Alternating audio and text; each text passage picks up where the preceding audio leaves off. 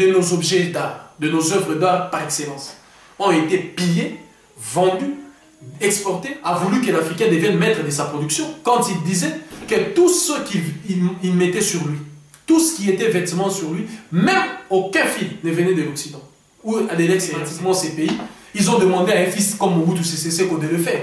Lorsque les Européens ont voulu mettre barrage,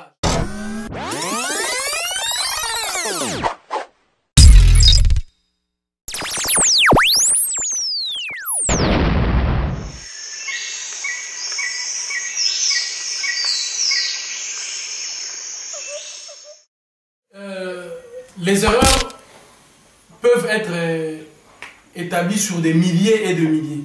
Mais lorsqu'on le place sur 7, on est en train de voir les portes essentielles, structurées et organisées, sur lesquelles l'Africain a fait ses erreurs et qui ont ébranlé la société.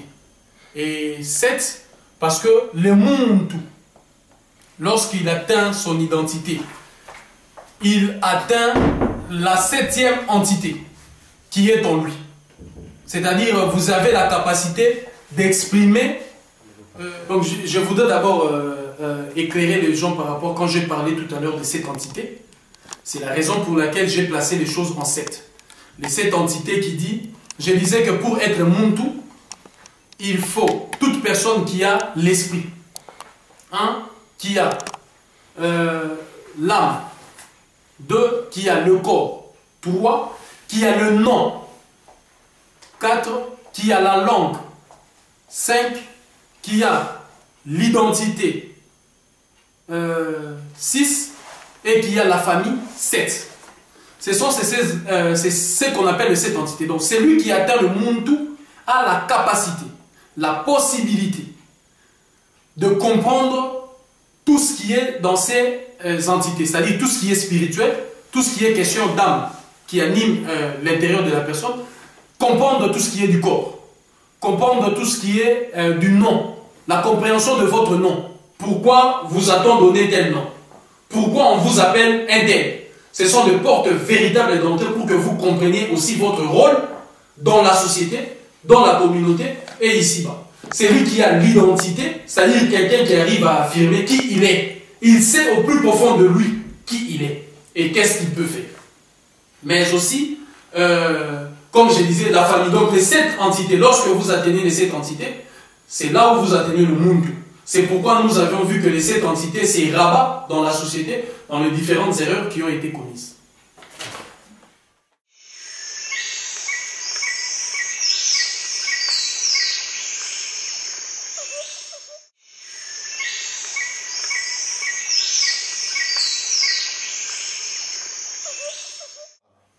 Évidemment, là, ce sont les portes d'entrée par lesquelles l'ennemi est rentré et qu'il rentre et qu'il continuera de rentrer si on ne ferme pas ces portes.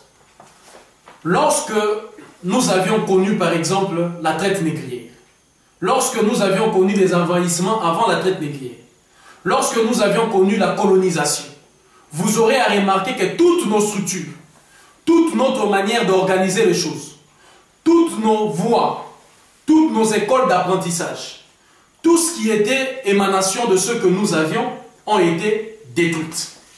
Nos structures ont été détruites. Par structure, nous sommes aussi là en train de comprendre la loi, les valeurs, le consigne, le principe, disons, qu'on respectait et les lois auxquelles on obéissait. Ces lois et ces principes faisaient la force, parce que je vous dis qu'il n'y a aucune force aujourd'hui fondamentale qu'au-dessus de la loi. Mais ces lois-là doivent être l'émanation de notre être, doivent être nos principes et notre compréhension des choses. Voilà ce que nous appelons structure. Ils ont détruit ces choses. Aujourd'hui, c'est très humiliant par exemple. Quand vous dites ils, vous parlez de qui dans ils? Tous ceux qui ont détruit l'Afrique. C'est pourquoi je cite maintenant, aujourd'hui, c'est très humiliant de voir par exemple un fils africain qui, malgré ce qu'il a fait, est transporté pour aller être jugé selon les lois de certaines personnes. Mes pensées vont à ceux-là, aux Africains, le seul d'ailleurs, qui sont au niveau de la CPI, qui sont jugés là-bas. Vous comprenez par exemple ces genres de choses? C'est-à-dire que nous n'avions pas la capacité de comprendre qu'est-ce qui est bon, qu'est-ce qui est mauvais. Nous n'avons pas la capacité de comprendre comment reprocher quelqu'un qui a fait ceci, parce que nos structures ont été détruites. Nous sommes devenus faibles. Donc nous n'avions plus la force. C'est ça les portes d'entrée. Ils détruisent ça. Ils détruisent nos principes et ils étalent, ils implantent et ils installent leurs principes et leurs structures.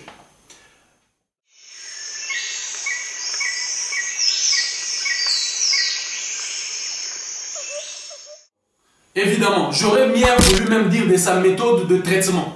Parce que la guérison, selon la médecine même actuelle, ou comme vous aimez l'appeler la médecine moderne, le père de la médecine, Hippocrate, devant lequel tous les médecins prêtent serment, disait que la médecine doit se transmettre de manière héréditaire. Parce que la guérison est un art, à ce que moi je sache, ce que j'ai compris en tant que Muntu. La guérison est un art. On apprend à quelqu'un à soigner, mais on ne peut jamais apprendre à quelqu'un à guérir, parce que c'est un art. Et s'il rentre même dans des facteurs de don ou de ce qui est immatériel. Parce que c'est lui qui a le don de la guérison. C'est lui qui a le mécanisme de la guérison, peut utiliser n'importe quoi pour guérir. Mais lorsqu'ils ont installé leur méthode de guérison, ils te disent, avant d'être guéri, tu dois être opéré, tu dois subir des rayons X sur ton corps, tu dois aller voir un médecin. Toi, tu es une femme respectable avec ton mari, tu dois aller voir un médecin qui peut être dans l'obligation de te déshabiller, sous prétexte que c'est la médecine, de te déshabiller, de voir déjà ce qui est ton intimité. Tous ces bracadabres, ces choses-là, c'est leur méthode à eux de faire pour guérir quelqu'un. Mais ce n'est pas nos méthodes. Est-ce que nous avons justement des méthodes pour aller, par exemple, soigner une femme? C'est vrai que là, vous faites allusion à des gynécologues, mais je pense qu'ils sont quand même utiles dans la société dans laquelle nous vivons. Nous sommes capables de soigner ces choses parce que, en tant que Muntu, vous disposez d'un corps. Et dans nos connaissances, comme je vous ai dit autrefois, la perte de nos connaissances et de notre savoir-faire fait que vous comprenez comme si nous étions ignorants, comme si nous ne disposons pas des mécanismes pour soigner la femme qui vient de mettre au monde. Je donne un exemple par exemple. Tous nos mamans qui ont mis au monde, parmi elles, il y a des mamans qui ont l'expérience, après avoir mis autant d'enfants au monde, pour faire accoucher les femmes actuelles. Des jeunes mamans. Pourquoi devons-nous aller chercher ceux-là qui sont allés apprendre certaines choses dans certaines écoles pour faire accoucher des gens? Pour faire accoucher une personne, on n'a pas besoin de tout ça. L'accouchement s'est fait d'abord mentalement. C'est la préparation depuis le premier jour de ta grossesse que tu vas accoucher. Qu'on te prépare pour accoucher. Et c'est là on avait tous ces mécanismes-là. Donc leur méthode de guérison, c'est une porte par laquelle ils rentrent pour continuer à nous affaiblir. Je vous dis et je l'affirme devant le monde, que c'est à l'arrivée des Portugais, des Espagnols, que l'Afrique a connu des maladies ou des maux comme le paludisme. Comme, rappelez-vous, dans le village de Bas-Congo, hein, dans la province du Bas-Congo, en République démocratique du Congo, si j'ose dire ainsi. Autrefois, les Belges ont répandu la maladie du sommeil avec la mouche tsetse, qui a exterminé des populations, qui a réduit en minime des populations. S'ils mentent, ils disent que c'est faux. Les Espagnols l'ont utilisé pour exterminer les Indiens d'Amérique. Donc voilà les procédés qu'ils utilisent pour nous rendre dépendants et faibles et contrôler notre santé. Les textes, soi-disant des ADN qu'ils font, c'est pour leur bien, c'est leur méthode à eux. Mais ce ne sont pas nos méthodes.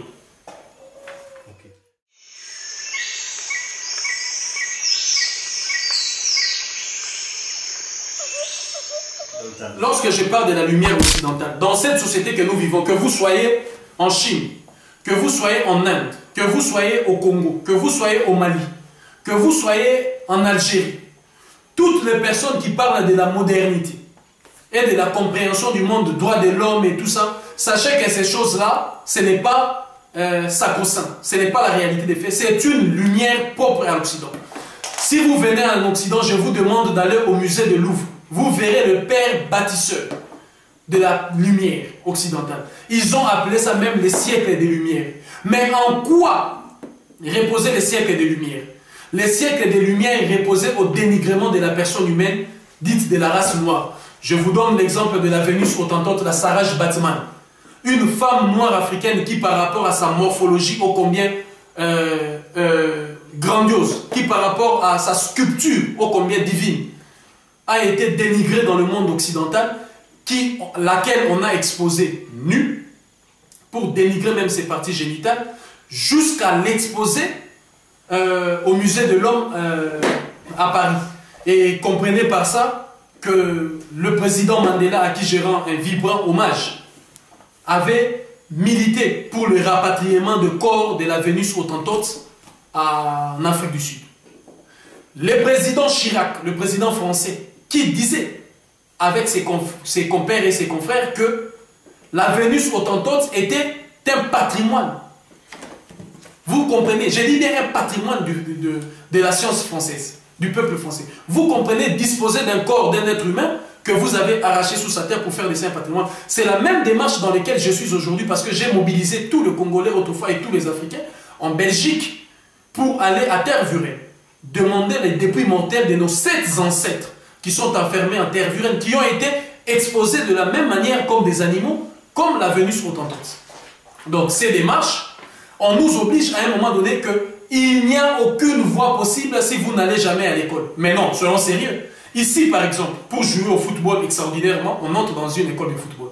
Mais nous avions connu des grands talents africains qui ne sont jamais allés dans des écoles de foot. Nous avions connu de grands chanteurs africains, des grands artistes, des grands artisans. L'artisanat est le premier métier, par exemple, de la France. Même aujourd'hui, je pense que beaucoup de Congolais qui font de la musique n'ont jamais été à l'école. N'ont jamais été à l'école. Nous avions connu autant d'architectes inspirés qui n'ont jamais été à l'école. Ceci dit qu'ils nous obligent, eux, de suivre leur manière de faire. C'est leur manière à eux. Mais ce n'est pas notre. C'est ça la lumière occidentale. C'est une expression d'un groupe de gens qu'on appelle, ils ont appelé ça les siècles des lumières. Ils ont détruit ce qu'il y avait avant et ils ont fait leur truc qui a aujourd'hui rayonné et partout dans le monde. C'est leur lumière à eux.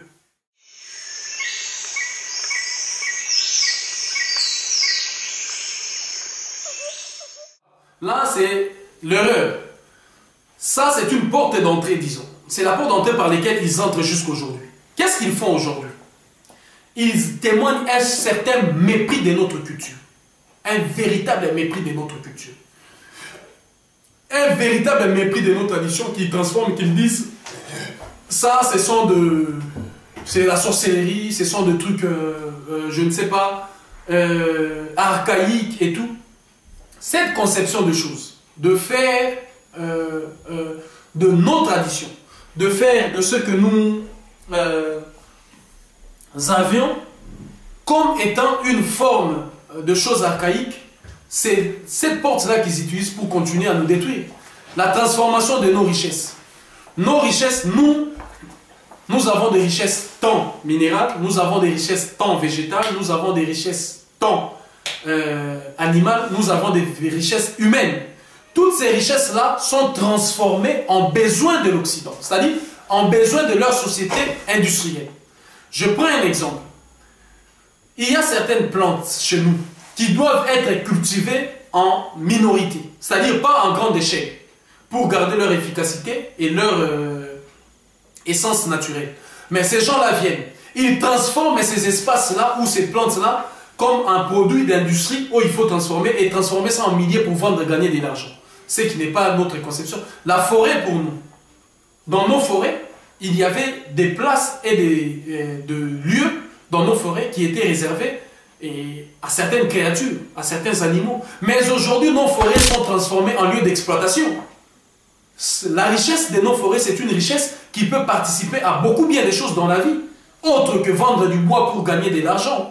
Cette transformation de nos richesses est une porte par laquelle ils rentrent pour continuer à nous faire perdre notre statut de Muntu et à nous réduire dans un état des consommateurs par excellence de leur société de production, de leur société immorale, en volant nos patrimoines culturels. Je vous prends par exemple la plupart de nos objets d'art, de nos œuvres d'art par excellence, ont été pillés, vendus, exportés vers d'autres cieux. Pourquoi? Parce que beaucoup des Africains, non seulement ceux qui viennent, mais les Africains eux-mêmes ont été transformés. Je disais ici des richesses humaines. Les hommes ont été transformés comme des passerelles qui sont censées de faire sortir leurs richesses pour les envoyer vers l'extérieur. Alors tout à l'heure, vous parlez de Kindoki, tout ça, mais c'est vrai que tous ces objets-là, pour nous, Africains, ça nous renvoie un peu à des choses de machiavéliques, des choses un peu sataniques, qu'il faut absolument se débarrasser. C'est peut-être ça qui a généré tout ça. Comment pouvez-vous comprendre qu'une personne aussi admirée, aussi intelligente qu'on peut dire, aussi génie qu'on peut dire comme Picasso, n'est que l'expression des arts africains? Tout ce qu'il a fait, je dis bien tout, Il n'y a rien qui est la source d'inspiration occidentale ou de sa propre inspiration. Tout ça, ce sont des choses qui émanent des sociétés, soit Ndebele, des sociétés Zoulou, des sociétés Zotsa en Swaziland, dans Lesotho, où il est allé se faire inspirer. Le fable de La Fontaine. Ces histoires-là qui sont allées s'inspirer dans nos sociétés pour écrire ce genre de choses. Pourquoi on appellerait ça des sorcelleries alors qu'eux, ils se sont inspirés de ça? Aujourd'hui, nous nous inspirons de nos œuvres d'art pour faire, par exemple, de l'architecture. Est-ce de la sorcellerie faire de l'architecture et construire des maisons?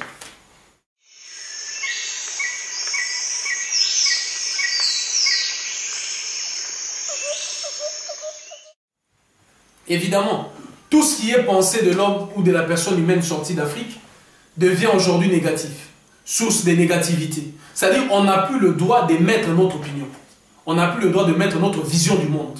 À chaque fois qu'un Africain apporte une vision propre à nous-mêmes, à une compréhension, ou veut faire participer à l'entreprise humaine, amener le monde dans une vision un peu plus élevée des choses, on traite ça d'archaïsme, on traite ça, c'est-à-dire qu'il y a un mépris vis-à-vis de ça. On nous dénie le droit de toute personne humaine de pouvoir réfléchir, penser et visionner le monde à sa manière.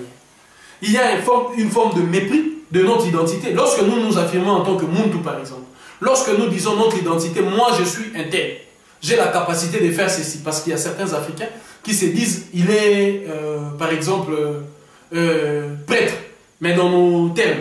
Lorsqu'il est prêtre, aussi longtemps qu'il n'a pas été baptisé dans une église chrétienne, ou aussi longtemps qu'il ne sorte pas de la philosophie musulmane ou hébraïque, ceci dit que non, c'est archaïque. Non, on ne peut pas comprendre ça. Alors qu'aujourd'hui, prenons l'exemple d'une religion, par exemple, ou d'une philosophie spirituelle comme le bouddhisme, ou d'une philosophie spirituelle comme l'hindouisme. C'est dans l'hindouisme que s'est inspiré de Mahatma Gandhi pour permettre à son peuple de comprendre certaines choses.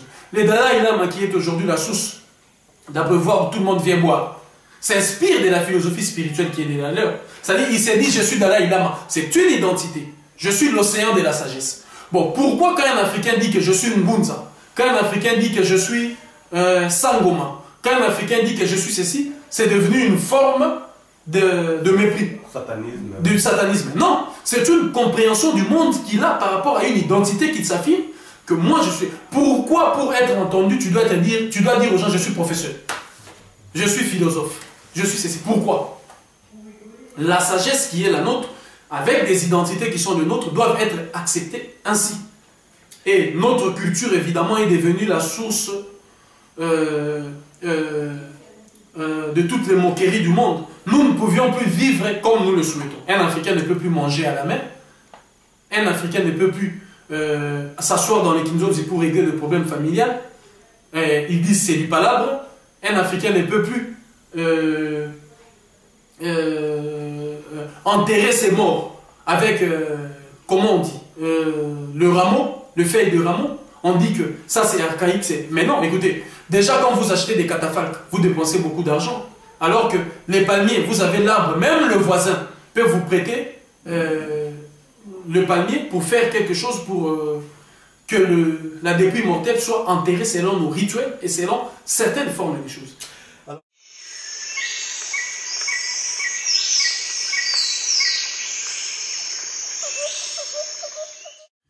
Nous sommes aujourd'hui instrumentalisés dans tous les conflits de la terre.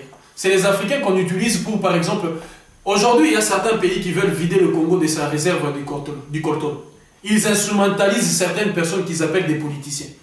Ils instrumentalisent certaines personnes qu'ils appellent des rebelles. Ils instrumentalisent certaines personnes pour créer ces conflits qui n'ont pas raison d'être. Ils instrumentalisent par exemple un pays comme le Rwanda. Ils instrumentalisent un pays comme le Congo. Nous sommes aujourd'hui des instruments comme on joue la guitare, comme on joue le flûte, où on vous joue, vous allez faire ça, vous allez faire ça, vous allez faire ça. Nous sommes des instruments, nous sommes des choses à leurs égards, qu'il faut bouger comme les jeux d'échecs, mais nous ne sommes pas de personnes humaines avec qui on peut discuter sur des bases, notamment, je vous rappelle que Thomas Sankara est mort simplement parce que Thomas Sankara a voulu que l'Africain devienne maître de sa production, quand il disait que tout ce qu'il mettait sur lui, tout ce qui était vêtements sur lui, même aucun fil ne venait de l'Occident ou de l'extérieur. C'était produit par les Burkinabés eux-mêmes. Cette révolution a été combattue jusqu'à la mort de Thomas Sankara. Thomas Sankara, Lumumba a voulu fixer le prix de matières qu'ils disent aujourd'hui que vous appelez communément des matières premières par nous-mêmes. Dans le refus absolu de discuter avec l'Africain, chez qui on ne trouve pas l'interlocuteur valable, on dit non. il faut l'éliminer. Nous sommes des choses. Ils nous ont chosifiés. Nous sommes là, vous produisez, comme je disais, les Sénégalais produisent du riz qui doivent être mangés en France. L'agriculture de l'Afrique est orientée, instrumentalisée pour leurs besoins. À quoi bon servirait à un Africain de produire en masse le café, alors que le café est consommé dans ces sociétés, qu'à un Africain de produire par exemple le feuille de manioc ou les haricots qui est consommé chez eux? Bonne question. Alors, on va...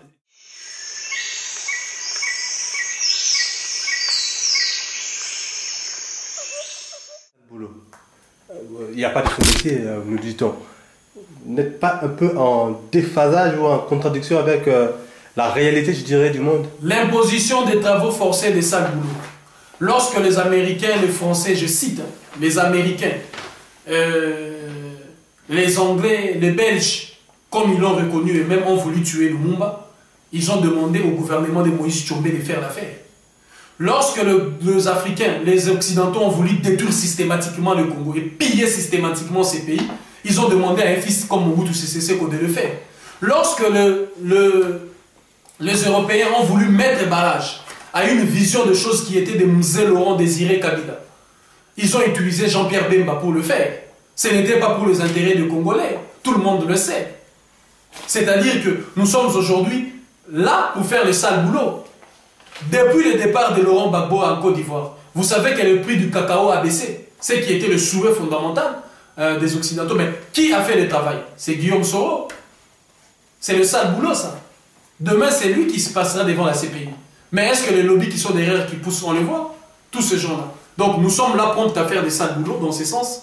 Nous sommes là prompts à un travail forcé. On vous oblige. On vous donne de l'argent au FMI. On vous dit, vous êtes obligés avec cet argent de ne construire que la route telle. Parce que dans cette route-là, permettra l'évacuation des richesses africaines à l'extérieur. C'est un travail forcé. Donc, vous voulez dire que nos villes, notre société sont un peu bâties pour servir les intérêts des autres que les intérêts de nous-mêmes, Africains ou les autochtones? Tout à fait. Dites-moi, la plupart des intellectuels africains, aujourd'hui, l'Afrique a un nombre très impressionnant des intellectuels. Mais ces intellectuels-là produisent quoi en retour dans la société africaine? Quand vous parlez de l'intellectuel, vous voulez parler de l'intellect africain pur ou... Non, je voudrais parler de celui qui sort dans des universités avec des diplômes. Qu'ils ont notamment nommé comme intellectuels.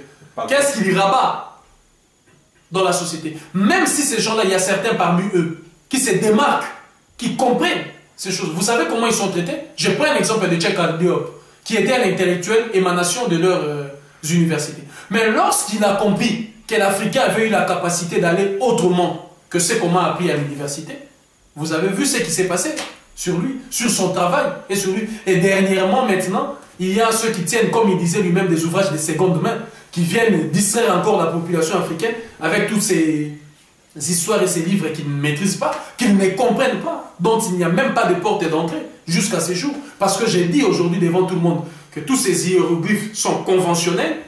Toutes ces choses-là qu'ils vendent, c'est du mercantilisme. C'est pour vendre des livres et faire de l'argent. Comment voulez-vous organiser une conférence et dire aux gens de payer 10 euros une conférence que vous organisez sur Lumumba?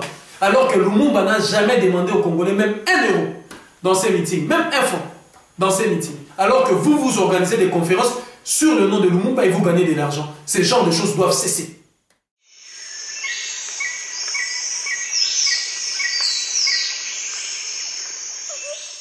On a un peu parlé de ces 7 portes par lesquelles peuvent passer forcément l'ennemi. Alors, qui est-ce que vous identifiez comme ennemi en fait par rapport à...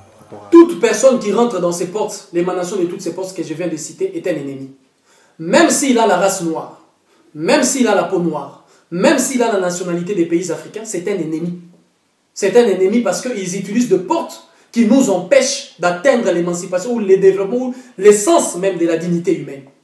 Il y a une dignité que nous devons avoir. L'essence même de cette dignité est remise en question par cette vocation de ces personnes qui rentrent parmi ces... Donc, à partir d'aujourd'hui, tous les Africains en tant que monde doivent avoir les yeux de comprendre. Toutes les personnes qui utilisent les 7 portes que nous avons évoquées ici sont des ennemis de l'Afrique.